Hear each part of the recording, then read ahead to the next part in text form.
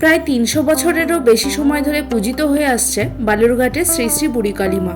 এই মায়ের পুজো কি করে শুরু হয় তা নিয়ে অনেকের মধ্যে অনেক রকম কথা প্রচলিত রয়েছে। তার মধ্যে একটি মতবাদ হলো একসময় নাকি এক বাসিন্দার পালিত গরু হারিয়ে যায়। অনেক খোঁজাখুঁজি করার পরেও সেই গাভীটিকে কোনোভাবেই খুঁজে পাওয়া যায় না। একদিন এই কালীমা বুড়ির রূপ ধারণ করে ওই ব্যক্তি স্বপ্নে আসেন। স্বপ্নে দেখানো পথ অনুযায়ী সেই ব্যক্তি আত্রেই নদীর পাড়ে যান। সেখানে গিয়ে তিনি দেখেন বালির ওপরে একটি পাথর চকচক করছে এবং ওনার সেই হারিয়ে যাওয়া গাভীটি দুধ দিয়ে পাথরটিকে স্নান করিয়ে দিচ্ছে। মায়ের আদেশ অনুযায়ী তিনি সেই পাথরটিকে নদীর পাড়ে এনে প্রতিষ্ঠা করেন এবং সেটার পূজা শুরু করেন।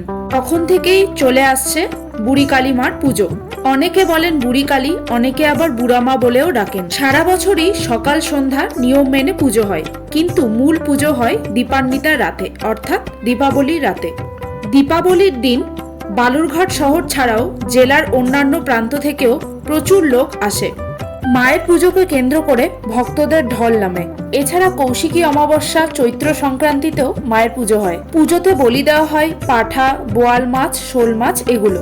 অন্নভোগে থাকে পাঠার মাংস, কিন্তু এই অন্নভোগে কোনো রকম পেঁয়াজ রসুন ব্যবহার করা হয় না। আগে নাকি 20 কেজি ওজনের শোল মাছ বলি দেওয়া হতো, কিন্তু এখন 20 কেজি ওজন না পাওয়া গেলেও মোটামুটি ওজনের একটা শোল মাছ বলি দেওয়া হয়। পুজোর দিন মায়ের কোষ্ঠী পাথরের মূর্তিকে সোনার গয়না দিয়ে মুড়িয়ে দেওয়া হয়, আর মায়ের পুজোর সরঞ্জাম হয় রূপোর বাসনে।